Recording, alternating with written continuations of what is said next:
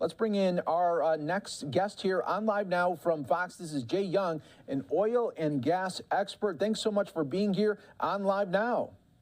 Hey, thanks for having me on. All right. So like I was saying, anytime we see these tensions in the Middle East, we see what happens with oil prices. What is your thoughts that will be coming in the days and really weeks ahead?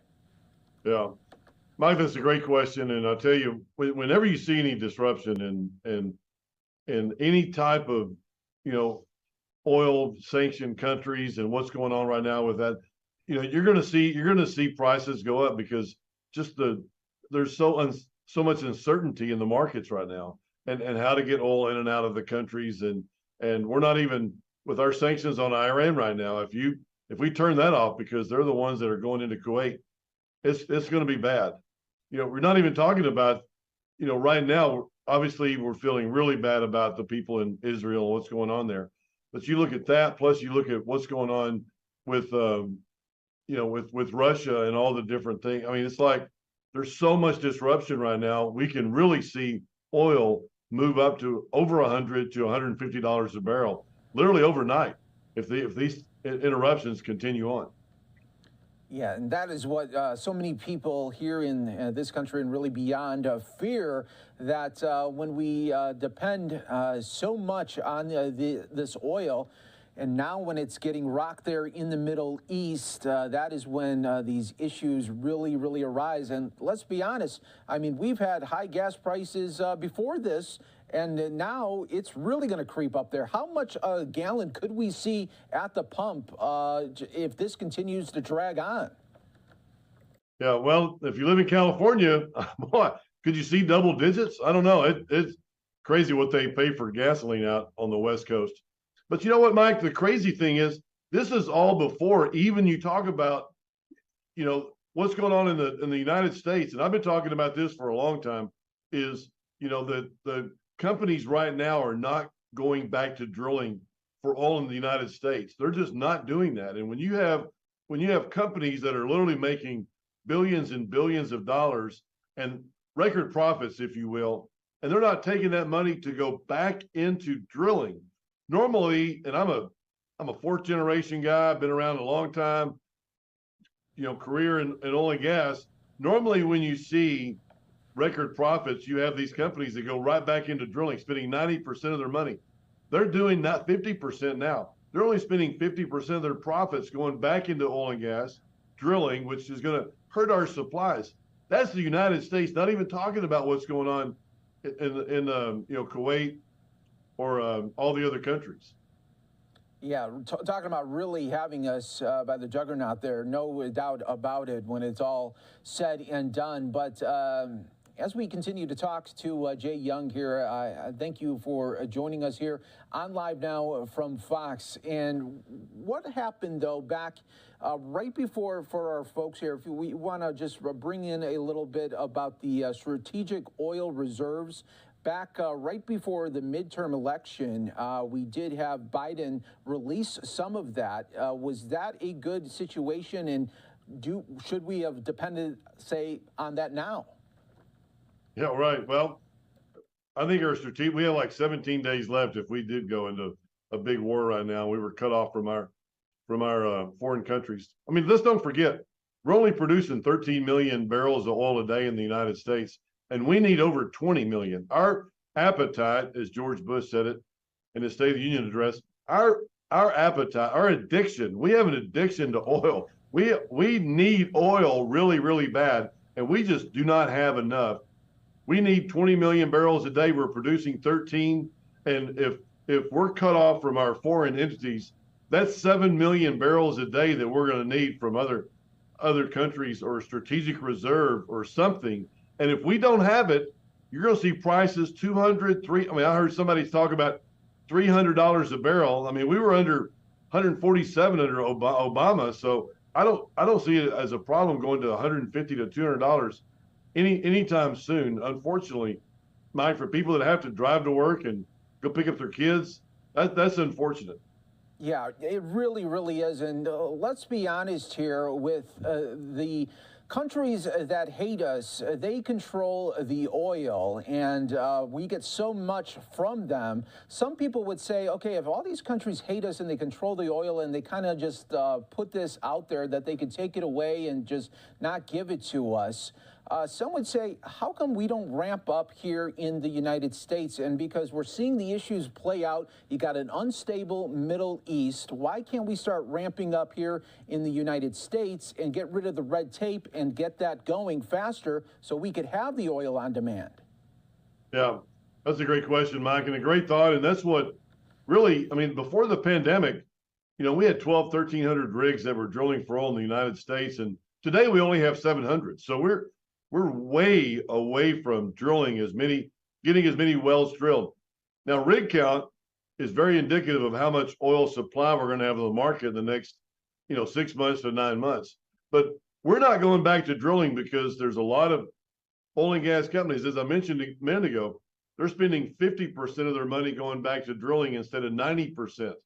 That's huge. But also, financial institutions before the pandemic were really excited about drilling for oil and gas in the United States, and now they're saying, no, we don't want to drill for oil and gas because the prices went to zero during the pandemic, and they were held with a lot of cash outlay that they did not ever get back. So they're not coming back. Public companies are buying back their stock. They're sending back dividends to clients. They're just not drilling for oil in the United States, and that's why we're going to have a problem with our supplies going into the end of the year, into 2024. And that's not even including any disruption from the world markets, because our demand for oil and gas is still going up. It's not going to come down anytime soon. When you have 1 to 2% of the cars out there that are electric cars, that's not really making a huge difference. And that will increase from 2% to 3%. It's going to increase, but it's not going to increase enough to take a lot of these wells online. And we just don't have the oil and gas. Our supply in the United States is not enough to meet our demand. We're going to have higher oil prices. I mean, I wrote the book, The Upside of Oil and Gas Investing. It's a great book for people to, just talk about and think about what's going to happen in the next, 3 years, 5 years with oil and gas. I mean, this isn't tobacco. Tobacco was going down at one time, and it's like, Kramer talked about, is oil and gas the new tobacco? No, it's not. We're still here. We're going to be around for a long time. And it's all because we do have a need. I say appetite, addiction.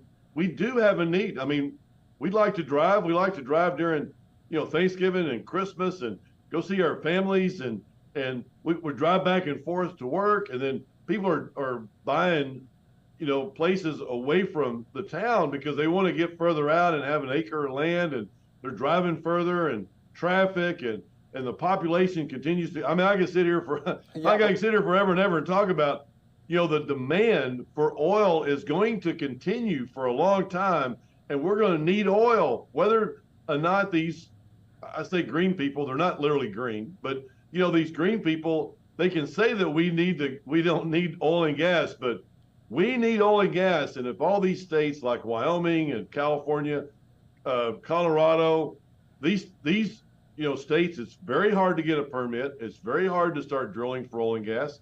And if it's that way, we're not able to drill, and we're not able to put that supply on the market. And if that's the only reason why oil and gas prices go up, it's a commodity, and it's all about supply and demand, good old economics 101, and if we don't have the supply necessary when our demand continues to go up, we're going to see prices go up. And that's what that's at King Operating, I say we're excited about where oil and gas prices are going to go up for our investors and for our partners and for what we do a living. I love the oil and gas business, fourth generation, and I really do see like there's a really good place for us and our investments and what we do and where we spend our time and efforts here in the United States and here going to drill for oil and gas. It's going to be we're not the tobacco, Kramer. I don't know if Kramer's out there, but Kramer, if you're out there, this isn't the tobacco. Oil is going to be around for a long time.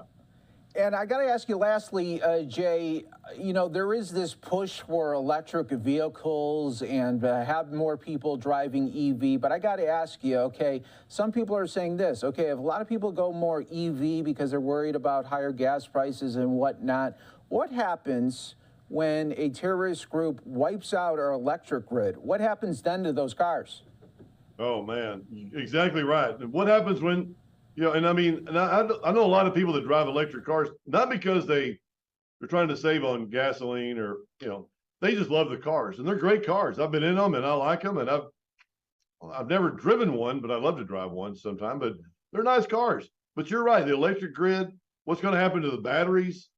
I mean, you still need a lot of oil for the tires and all the different products that we need oil for. But yeah, I know you know, if you look at and study the demand, and that's what we do, we study the demand of oil and gas and what's going to happen, how much oil we're going to need in the United States.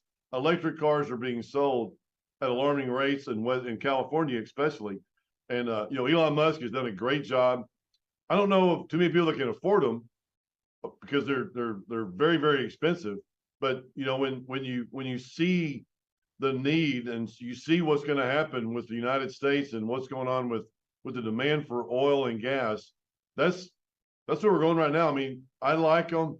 I think it's great, but I don't see the demand for oil and gas going down anytime soon. But I do see the supply going down, and when you see the supply going down and oil prices going up, you're going to see prices go up, and it's I don't say it's healthy. It's healthy for an oil and gas company.